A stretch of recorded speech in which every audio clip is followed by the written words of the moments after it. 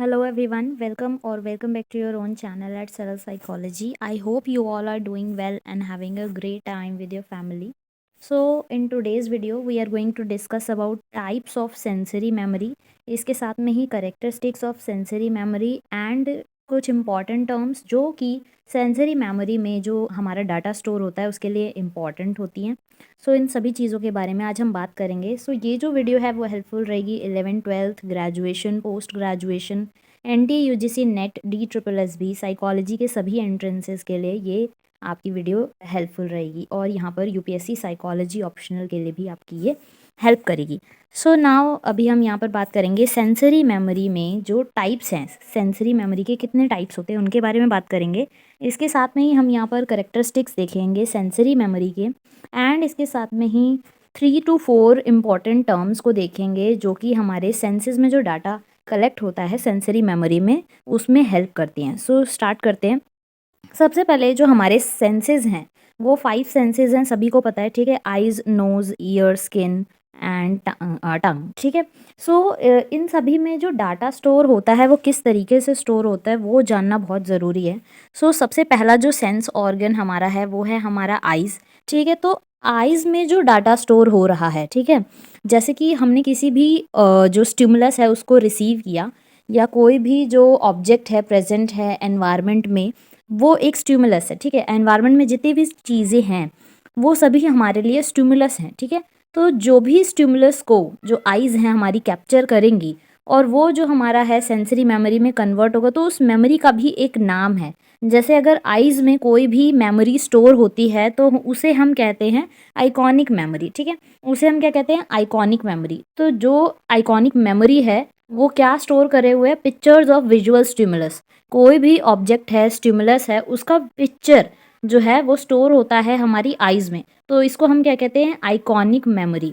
दूसरा हमारा जो सेंस है वो है हमारा, सो नेक्स्ट हमारा है नोज़, ठीक है। नोज़ में जो डाटा, जो नोज़ के थ्रू डाटा स्टोर हो रहा है, नोज़ अब किस लिए काम आती है हमारे सेंसेस में, किस क्या वर्क करती है? वो हमें स्मेल, ठीक है, हम नोज़ से क्या करते हैं? स्मेल करते हैं।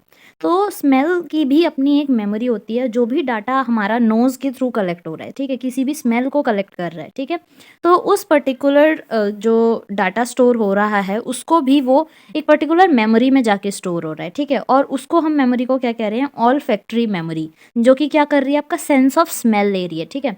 आपका जो स्मेल के थ्रू डाटा कलेक्ट हो रहा है वो हमारा जाएगा ऑल फैक्ट्री मेमोरी में, ठीक है। उसको हम क्या कहेंगे? ऑल फैक्ट्री मेमोरी, जो कि नोज़ का सेंस ऑर्गन है, ठीक है।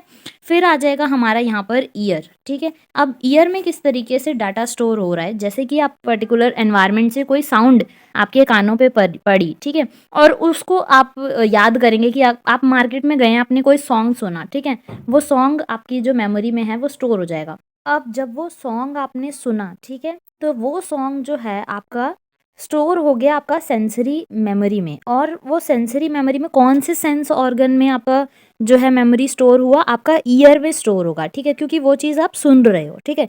तो जो साउंड को कैप्चर करता है उस मेमोरी को हम क्या कहते हैं? उस मेमोरी को हम कहते हैं इकोइक मेमोरी, ठीक है। तो जो सेंस ऑर्गन साउंड को कलेक्ट करता है, ठीक है, साउंड को कलेक्ट करता है उसको हम कहते हैं इकोइक मेमोरी। जो विजुअल जो पिक्चर्स हैं उनको कलेक्ट करता है उसको कहते हैं आइकॉनिक मेमोरी, ठीक है।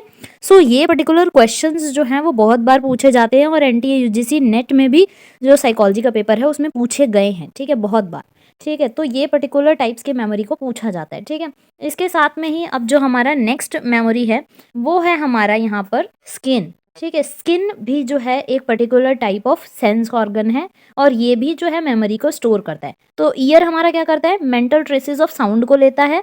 उसी तरीके से जो स्किन है, ठीक है, ये क्या करता है? टच को महसूस करके वो अपना डाटा को स्टोर करता है।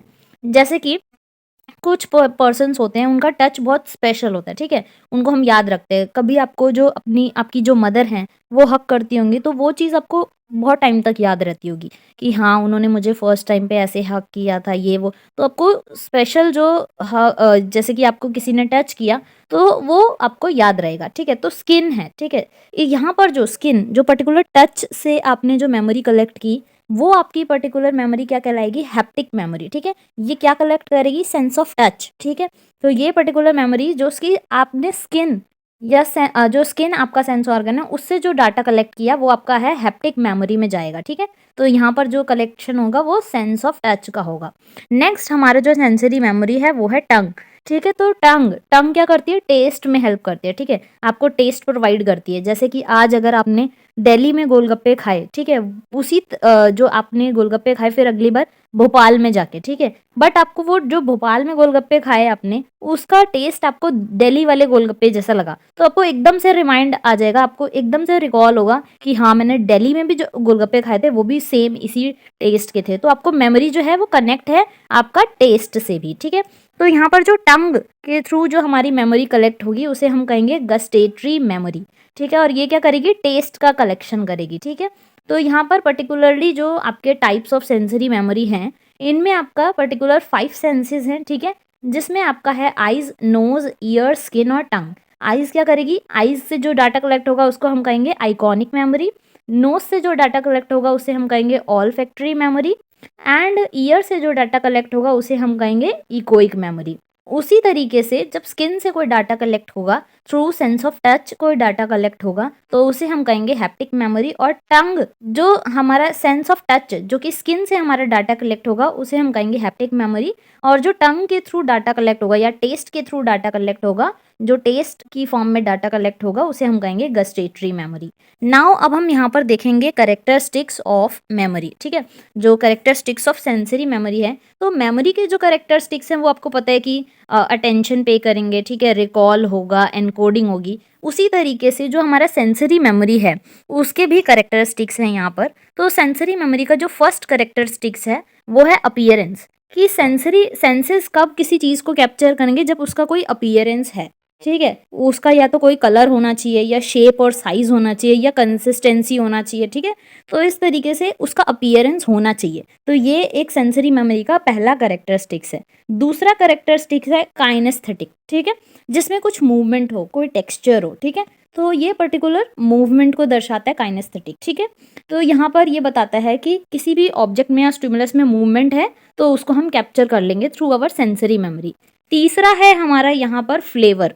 किसी भी एक पर्टिकुलर जो हमारा सेंस ऑर्गन है अगर वो किसी फ्लेवर को देखता है या टेस्ट या ऑर्डर को देखता है तो हमारे जो सेंसेस हैं वो एक्टिव हो जाते हैं और particular type of sensory memory में पर्टिकुलर टाइप ऑफ जो हमारा स्टिमुलस है वो स्टोर हो जाता है या डाटा जो है वो स्टोर हो जाता है, ठीक है। तो ये हमारा हो गया करेक्टरिस्टिक्स ऑफ सेंसरी मेमोरी, ठीक है। अब सेंसरी मेमोरी क्या है, एक ऑटोमेटिक अनकॉन्शियस प्रोसेस है, ठीक है, विच नॉर्मली अकर विदाउट एफर्ट्स। आपको कोई एफर्ट्स नहीं लगाने पड़ते, ठीक है, सेंसरी मेमोरी में डाटा कलेक्ट करने के लिए, ठीक है। अब आपको कोई आप किसी मार्केट में गए हो, वहाँ पर आपको कोई बच्चे जो हैं प्ले करते हैं, ठीक है, वो आपको दिख गया तो वहाँ पर आपको विजुअल स्टिमुलस भी है, ठीक है, और ऑडिटरी स्टिमुलस भी है। तो वो पर्टिकुलर जो उसके लिए आपको एफर्ट नहीं करना पड़ेगा, ठीक है।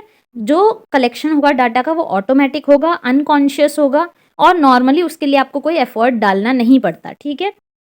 नाउ अब हम बात करेंगे 4 ऐसे टर्म्स के बारे में जो कि हेल्प करते हैं हमारे सेंस ऑर्गन्स को स्टोरेज ऑफ सेंसरी मेमोरी में, ठीक है। मेमोरी में किस तरीके से सेंसरी मेमोरी किस तरीके से कलेक्ट होगी उसके लिए 3-4 टर्म्स हैं जो कि आपको हेल्प करते हैं, आपके सेंस ऑर्गन को हेल्प करते हैं ताकि वो डाटा को कलेक्ट कर सके इन सेंसरी मेमोरी। तो वो टर्म्स क्या हैं, सबसे पहला जो हम टर्म देखेंगे वो है स्किन, ठीक है, जो है टेक्टाइल इनपुट्स, ठीक है, जो क्या करते हैं, हेल्प करते हैं, ठीक है। जो स्किन है हमारा टेक्टाइल इनपुट है, ठीक है, जो कि हेल्प करता है हमें समझने में, ठीक है, किसको, सेंसेशन को। सेंसेशन क्या होता है कि कोई कोई पर्टिकुलर जो है ऑब्जेक्ट को या स्टिमुलस को आप परसीव करते हैं, ठीक है, पहले रिसीव करते हैं ना, उसको एक मीनिंग देना ही सेंसेशन है, ठीक है। आपने किसी चीज़ को देखा, पर्टिकुलर चीज़ को, और उसको आपने जैसे कि आपने एक अंधेरे कमरे में आपका रोप पे, एक सिल्की सी रोप पे आपका पैर पड़ गया तो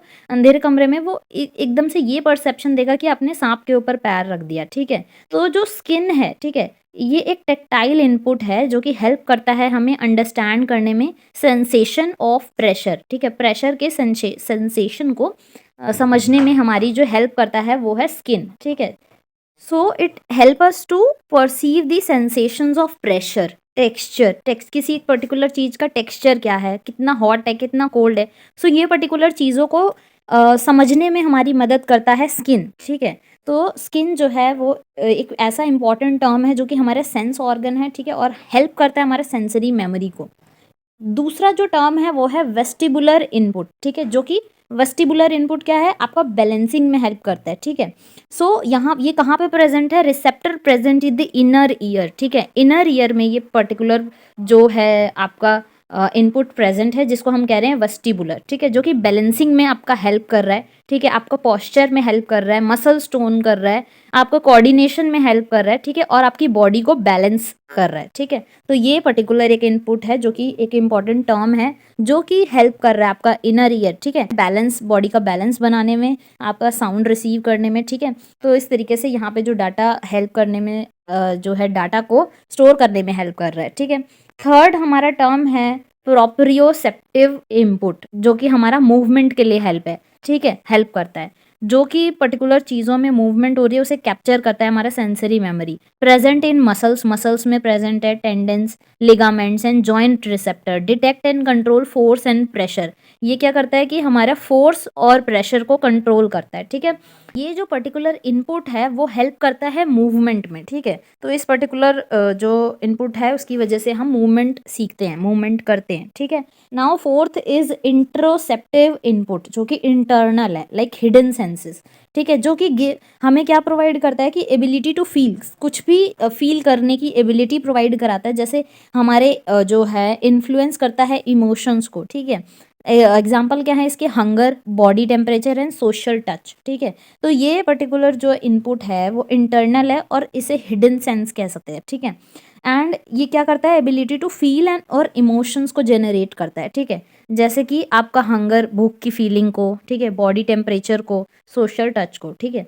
सो यहाँ पर हमने जाना कुछ चीज़ें सेंसरी मेमोरी के बारे में। अगर मेरे से कुछ भी छूटा हो तो आप नीचे कमेंट सेक्शन में मुझे बता सकते हैं, एंड बाकी की वीडियोस देखने के लिए आप यहाँ से क्लिक करके जो है बाकी की वीडियोस देख सकते हैं। And if you are new to this channel, subscribe to your own channel which is Saral psychology. And अगर आप साइकोलॉजी के स्टूडेंट है तो ज़रूर से ज़रूर इस चैनल को सब्सक्राइब कर लीजिए, अपने फ्रेंड्स के साथ शेयर कर दीजिए। And thank you so much for watching, and thank you.